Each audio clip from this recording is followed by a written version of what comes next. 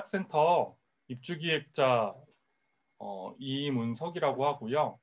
이번에 오픈 스튜디오 관련해가지고 영상을 찍게 되었습니다. 저는 이 경기창작센터에서 올해 처음으로 입주기획자 선정된 이문석이고, 앞에 계신 분은 박유진 선생님이라고 저와 같이 프로젝트 어게인스트 드래곤라이트라는 프로젝트를 진행하고 있는 독립기획자이십니다. 저희 이 영상에 대해서 알고 오신 분들도 계시겠지만 기본적으로 이 영상의 목적은 경기창작센터에 입주하고 있는 작가와 기획자분들이 지금 현재 코로나19로 인해서 오픈 스튜디오를 하더라도 경기창작센터에 외부인이 지금 현재 들어오기 어려운 상황이라서 그 스튜디오를 오픈한 대신 기획자 같은 경우에는 영상으로 어떤 프로젝트를 진행을 했으며 향후 본인들이 과제가 어떤 것인지 그런 것들을 소개하는 자리가 되겠는데요. 이 영상 자체가 조금 흥미로운 게 첫 번째로 작가분들 같은 경우에는 보신 분들도 계시겠지만 작가의 작업실, 스튜디오를 원래는 외부에서 오시면은 방문을 해서 작가들이 어떤 작업을 진행하는지 그 과정들을 살펴보고 때때로는 작가분들과 만나가지고 현장에서 짧게 인터뷰를 진행을 하겠죠. 근데 다른 레지던시에서도 기획자 레지던시는 그렇게 많지가 않은 데다가 그 기획자분들이 작가들은 어떤 물질을 계속 생산을 하는데 기획자들은 본인이 전시를 어디서 기획을 했다, 어디서 글을 썼다 라고 하면은 둘 다 이걸 스튜디오 안에다가 적용시키기가 어려운 부분이 있는 거죠. 왜냐면은 전시를 그대로 가져올 수 없고 글은 그냥 출판물을 가져오는 게 전부이고 그래서 오픈을 했었을 때 사실상 어떤 서재의 개념을 그러니까 오픈된 서재인 것이죠. 그러면은 사실 작가들의 작업실 들어가면 회화 캔버스가 커다랗게 있고 물감이 널려져 있거나 아니면 어떤 영상 장비나 부품들이 있거나 이런 모습들이 있는데 비해서 네, 기획자분들은 보여줄 것들이 상대적으로 그렇게 뭔가 시각적으로 강렬한 무언가를 주지는 못한다. 특히나 저랑 이제 같이 입주한 황하는 기획자님 같은 경우에는 다른 작가님들이랑은 다르게 작업실 형태라기보다는 아파트형의 그 스튜디오를 받았거든요. 사실 지금 들어가 보면은 한 십몇 평대 아파트의 거의 대부분 다 빈 공간이고 한 일부 공간에만 책이 쌓여져 있는 거예요. 그럼 사실 거기는 실제로 오픈해봐야 소용이 없는 거거든요. 어떻게 보면 코로나19 때문에 저희가 어떻게 저희 프로젝트를 제가 진행하고 있는 프로젝트를 어떤 거를 진행을 하는지 같이 협력하는 기획자님이랑 얘기를 나누는 게 목적이라고 할 수 있습니다. 박유진 기획자님도 그 다른 국내외 레지던시 방문을 하시다 보면은 작가 레지던시가 대부분이지만 혹시 기획자 레지던시를 방문해 보신 경험이 있으신가요? 기획자 레지던시를 직접 방문한 경험은 없었고요. 그런데 이제 저도 아무래도 기획을 하다 보니까 기획자 레지던시에 관심이 많아서 이제 해외의 주요 기관들에서 선정하는 어떤 기획자의 방을 이제 사진으로 본 경우는 있죠. 근데 지금 이문석 기획자님이 얘기해 주었듯이 기획자 레지던시 방이라는 서재에 사실 가까운 것 같아요. 뭐 노트북과 뭐 필기구와 여러 가지 책. 그래서 오히려 그 기획자 레지던시에서의 그 사진에서는 그 기획자가 어떤 책을 읽는지를 좀 많이 보여주려고 했었던 것 같아요. 그래서 이문석 기획자님이 그런 점에서 이 영상을 통해서 그런 고민을 오픈해 주신 부분이 저도 이제 굉장히 흥미롭고 어쨌든 이 코로나 시대에서 기획자들이 하고 있는 어떤 활동들이라든지 뭐 그게 글일 수도 있고 전시일 수도 있고 프로그램일 수도 있고 그런 것들을 또 어떻게 보여줘야 되는지에 관해서 저희 모두 이제 고민을 하고 있는 것 같아요. 그래서 이문석 기획자님이 그럼 지금 원래 ADL이 하고 있었던 어떤 활동이나 어떤 취지랑 같이 설명해 주시고 또 올해에 어떻게 ADL이 코로나로 인해서 활동의 경로가 저희가 바뀌었잖아요. 조금 그런 부분들을 설명해 주시면 좋을 것 같아요. 네.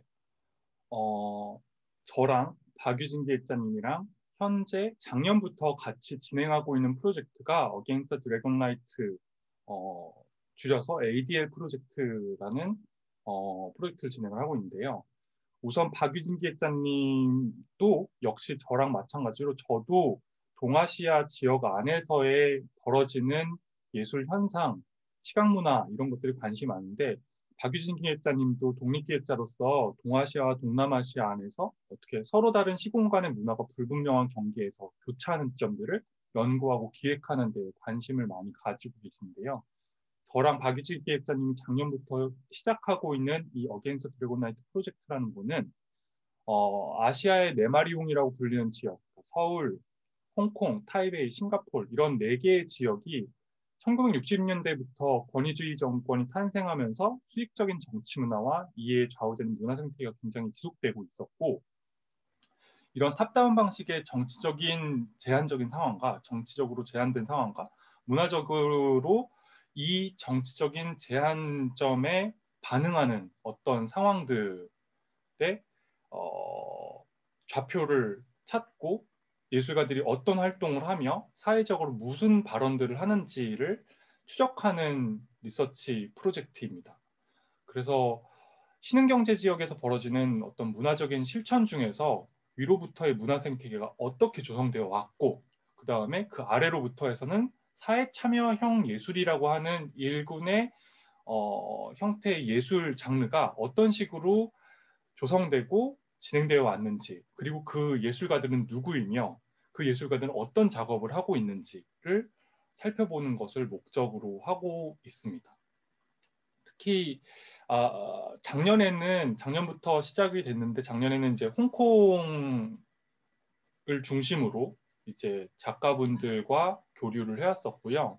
작년 주제는 시민 불복종에서 커먼즈에서 도시구조의 변화라는 주제로 진행을 해서 홍콩에 있는 세 분의 작가님과 한국의 리슨 투 더 시티 박은선 작가님 이렇게 함께 진행을 했었고 올해는 홍콩 이외에 나머지 두 개 도시 타이베이와 싱가포르 이 두 개 도시를 조사를 하는 것을 목적으로 했었고 첫 번째 타이베이는 퀴어를 아카이브 한다는 것, 기록과 권력 사이에서라는 주제로 그러니까 퀴어와 어떤 동아시아 정치 외교사와 같은 지점을 연구를 하고 이에 관련된 작가님들과 교류하는 것을 목적으로 하려고 했었고요. 싱가포르는 주제가 녹색이 호명될 때 권위주의 정부의 생태 조성 이런 주제로 접근을 해서 싱가포르 상에서 녹색 그린 폴리시라고 해서 그 어떤 녹색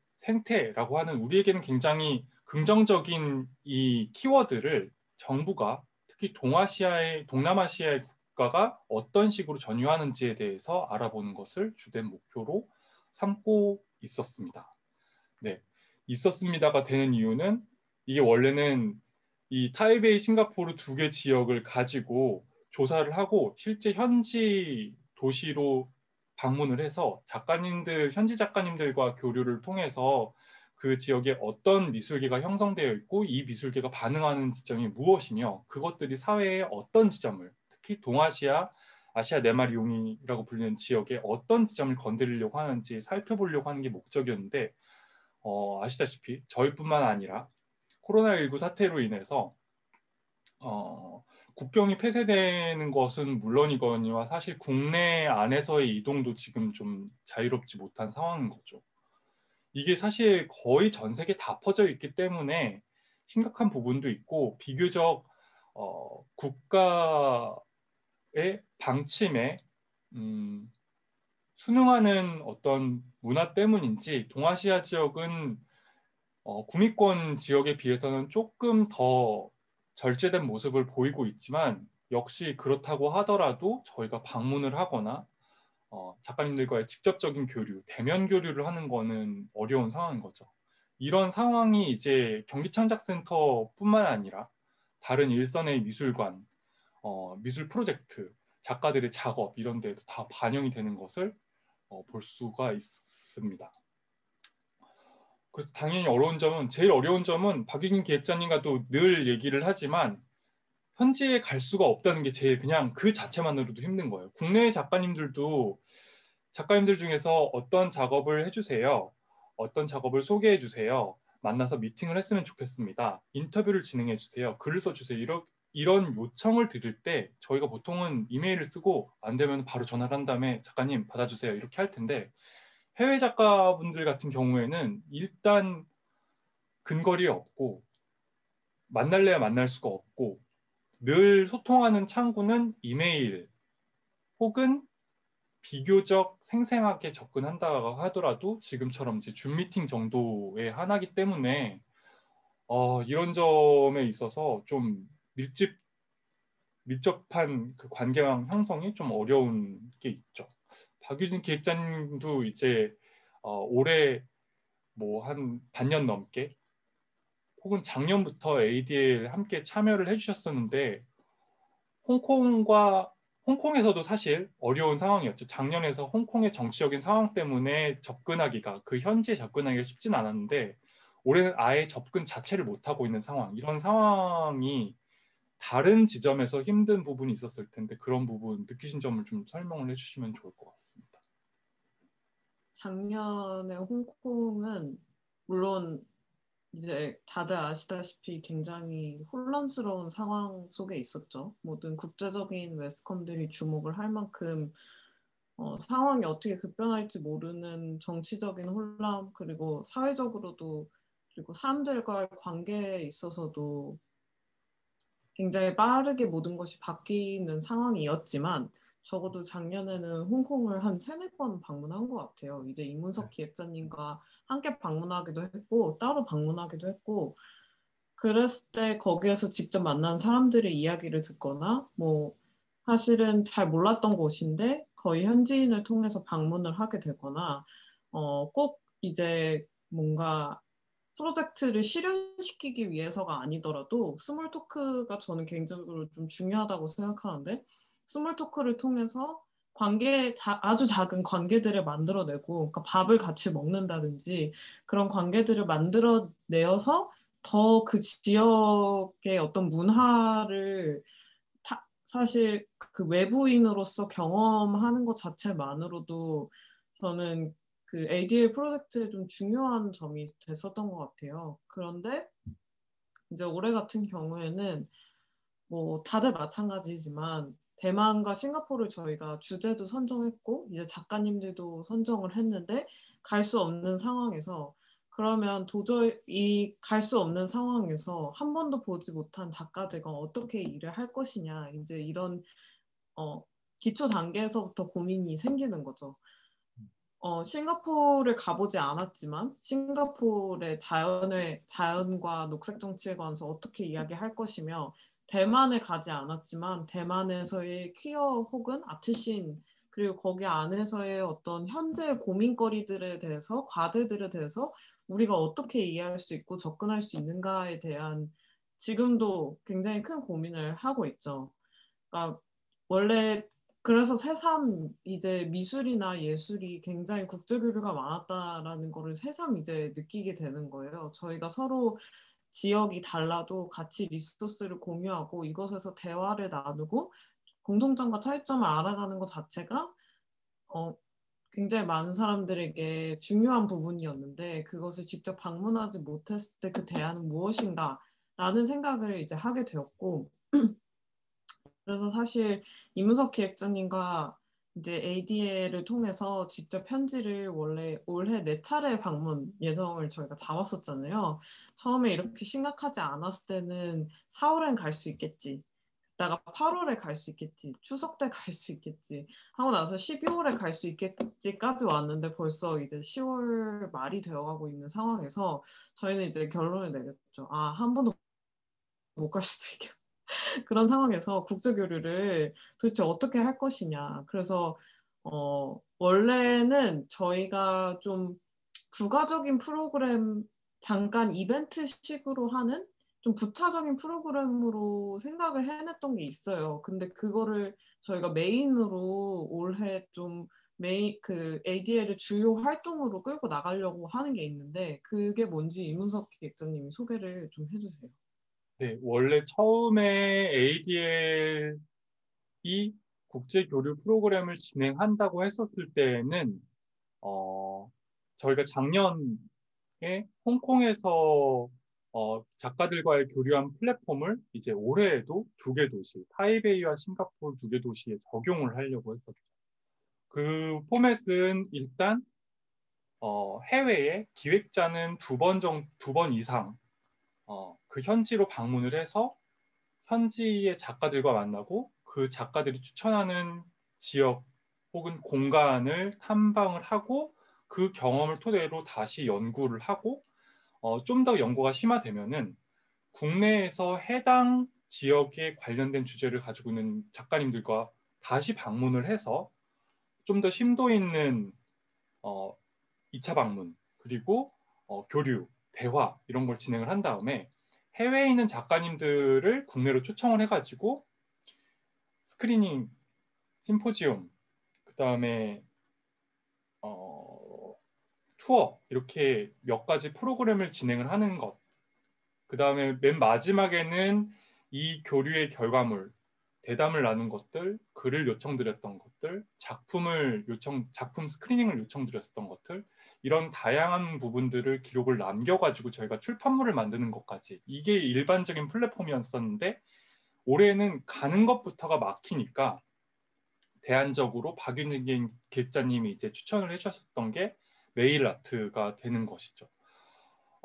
메일 아트는 이름 그대로 어떤 우편물을 주고 받음으로써 이제 저희가 작가와 그러니까 시각예술계 안에서 무언가 물질적인 것을 직접 대면하면서 교류할 수 없다면은 그거를 우편을 통해서 간접적으로라도 뭔가 주고받는 형태로 좀 해소해 볼 수 있지 않을까라는 박유진 기획자님의 이제 의도였었는데 이 메일 아트에 대해서 조금 더 어떤 의도로 기획을 하게 됐고 그것이 어, 원래는 이제 일부 방문도 하고 인터뷰도 하고 교류도 하고 그 다음에 메일 아트도 하는 것 정도였는데 이제는 사실 밀도 있는 어떤 교류의 방식이 메일 아트가 좀 더 중점이 되지 않을까 하면서 이 파이가 좀 더 키워지는 그 과정 조금 더 설명해 주시면 좋을 것 같습니다. 메일 아트를 처음에 생각하게 된 건 우선 메일 아트라는 장르 자체는 굉장히 많은 분들이 알고 계시다시피 새로운 장르는 아니에요. 1960년대부터 특히 미국에서 이제 개념 미술과 퍼포먼스와 함께 메일을 주고받는 것 그리고 서신 뭐 어떤 이미지, 뭐 편지 그런 것들을 주고받는 것에 있어서 다양한 뭐 지시문을 내린다든지 뭐 시간성을 담는다든지 이제 그런 걸로 성행했던 게 메일 아트인데 아주 새삼스럽게 다시 지금 이 시점에 와서 메일 아트를 얘기하는 이유는 많은 분들이 아마 비슷한 피로를 느끼실 거라고 생각하는데 저희가 모든 것을 이제 줌으로 하고 그리고 그러니까 전시들도 굉장히 온라인으로 전환하는 것에 많이 집중을 하고 있잖아요. 뭐 VR로 보여준다든지 AR을 쓴다든지 뭐 혹은 뭐 영상으로 이제 전시장 전경을 쭉 돌아다니면서 뭐 한다든지 그런 방식으로 전시를 온라인화하는 경우도 많은데 이제 이문석 기획자님과도 많이 얘기했지만 과연 모든 것을 온라인화하는 이 방식이 지금 시각 문화를 얘기하는 데 있어서 적절한 방식인지에 관한 의문점이 일단 처음에 든 거죠. 그랬을 때 메일 아트가 가지고 있는 어떤 특성이라든지 미학이 있다고 생각을 했어요. 왜냐면 일단 물질적인 게 오고 가잖아요. 그러니까 예를 들면 제가 여기에서 쓰고 있는 어떤 물건이라든지 뭐 편지라든지 그런 것들이 굉장히 일상적인 어떤 오브제라고 하더라도 그것이 이제 이동을 하고 그것이 누군가에게 도착을 했을 때 그 시간성을 우선 갖는다는 점에서 지금의 굉장히 즉각적인 어떤 커뮤니케이션 방식과는 좀 차별화가 된다고 생각을 했어요. 그러니까 시차가 있는 거죠. 제가 지금 시점에서 편지를 쓴다고 해도 그게 2주 뒤 정도에 도착을 한다고 하면 2주 뒤에 있는 사람은 2주 전, 그러니까 2주 전에 제 어떤 상황에 대해서 들을 거고 그랬을 때 어떤 시간 차이가 오히려 저에게 지금의 상황에서 좀 더 생각하게 해주는 게 있지 않을까가 첫 번째였고 두 번째는 무언가를 직접 쥐게 되잖아요. 그러니까 그게 저희 싱가포르 쪽에서는 지금 자연 관련으로 주제를 하고 있기 때문에 어떤 씨앗일 수도 있고 타이페이 같은 경우에는 어떤 퀴어성을 이야기하기 때문에 어떤 굉장히 개인적인 기록들 이런 거를 얘기를 하는데 뭐 종이로 간다고 하더라도 그 종이가 직접 손에 닿는 어떤 무게라든지 촉감이라든지 그런 그게 그 사람으로부터 왔다는 어떤 의미라든지 그런 신체적인 부분들을 좀 물질성과 같이 가지고 올 수 있다고 생각했어요, 네일 아트가. 그래서 어떻게 하다 보니까 이 메일 아트가 저희가 이제 앞으로 당분 내년까지 좀 주요하게 진행될 프로젝트가 되었는데 물론 저희도 처음 이제 실험하는 거여서 그리고 각자 그 작가들이 다 다른 관점을 가지고 다른 방식으로 활동을 할 거여서 뭐 기대되는 바도 있고 좀 우려가 되는 바들도 있어요. 뭐 이게 스펙타클한 모습을 관객분들이 기대할 수도 있지만 사실 굉장히 길고 지루한 과정이 될 수도 있다는 사실을 좀 알고 있고 그래서 이제 메일 아트를 저랑 이문석 기획자님이 요즘 본격적으로 좀 얘기를 하고 있는 상황인데 혹시 이문석 기획자님은 지금 메일 아트에 대해서 뭐 기대하는 바가 있는지 혹은 뭐 우려하는 바가 있는지 나눠주시면 좋을 것 같아요. 전 우려하는 바 먼저 얘기를 드리면은 메일 아트를 주고받는 것 그 자체는 좋은데 아무래도 카피라이트라든지 미술계 안에서 이제 지속적으로 문제제기가 되는 것 중 하나가 원본성에 대한 문제잖아요. 근데 이게 우편으로 하면은 사실상 웬만한 작가는 본인의 어떤 원본의 작업을 보내주지는 않죠. 그게 이제 요새는 이제 영상 작업들이 많아지기 때문에 어느 정도 상쇄되는 부분이 있지만 영상 작업이라고 하더라도 그거를 재현하는 어떤 장비의 차이가 분명히 존재를 하고 그렇기 때문에 테크니션 분들이 따로 존재를 하는 것이고 한데 혹시 이것이 영상이 아니라 사진이라든지 그 작품을 촬영한 사진 이미지나 다른 기록물이나 이것들을 좀 작은 사이즈로 줄인 것들이나 그래서 복사본이나 이런 것들을 받는다고 했었을 때 이거를 어디까지 저희가 느낄지에 대해서는 약간 회의적인 부분이 처음에는 있었어요. 왜냐면은 받았는데 어떤 작가로부터 본인의 작업 혹은 관심 있는 레퍼런스를 복사한 복사본이 왔어요. 처음에는 이제 신기한데 사실 이건 그냥 복사본이잖아요. 예를 들어 어떤 책을 봤다라고 하면 그 책에 대한 그 서지사항만 저희한테 넘겨주면은 확인하면은 끝인데 이거를 굳이 복사를 했을 때 이 복사한다는 것의 의미가 과연 전시장 안에서 작품을 직접적으로 보는 것만큼의 그 느낌이 올까? 작가와 대화를 하면서 생생하게 뭔가 느끼는 부분만큼 주어질까라는 지점이 조금 고민이 되더라고요. 지금 서울시립미술관에서 하나의 사건이라고 하는 퍼포먼스 관련된 전시가 진행되는 걸로 알고 있는데 거기서 제가 지난달에 이제 포르투갈에서 오신 퍼포먼서 분의 퍼포먼스를 봤어요. 근데 이제 코로나19로 대부분의 퍼포먼스를 넘어서 사실 전시 자체가 굉장히 다 셧다운 되고 있는 상황에서 한 해외 퍼포먼서 분이 마스크를 끼지 않고 어떤 행위 예술을 하는데 땀을 굉장히 뻘뻘 흘리시는 거예요. 그리고 주변에선 도슨트 분들이 그 침이 튈 수 있으니까 조금 다 떨어져 있으라고 제지를 하기도 하시더라고요. 그러니까 어떤 한참 저희는 마스크를 끼고 일정 거리에 사람들과 마주하지 않도록 계속 권유받고 만나지 말아라, 모이지 말아라 이거를 계속 반복적으로 주문처럼 듣고 있는 상황에서 웬 한 외국인이 땀을 뻘뻘 흘리는 모습이 그 앞에 그냥 있는 것만으로도 굉장히 그냥 기분이 묘하더라고요. 그게 다른 퍼포먼스의 차별화 이런 게 아니라 그냥 그 어떤 사람이 땀을 흘리고 있고 마스크를 쓰지 않는다는 것, 비말을 계속 이렇게 내보내면서 앞에 서 있다는 것, 그 자체만으로 좀 경이로움이 있었었는데 이것을 원본성이라고 한다면 만약에 이 부분을 녹화를 한 사본 영상 파일이 저희에게 당도를 했을 때 그만큼의 느낌을 줄 수 있을까? 그런 부분에 있어서는 약간 아쉬운 부분이 있었어요.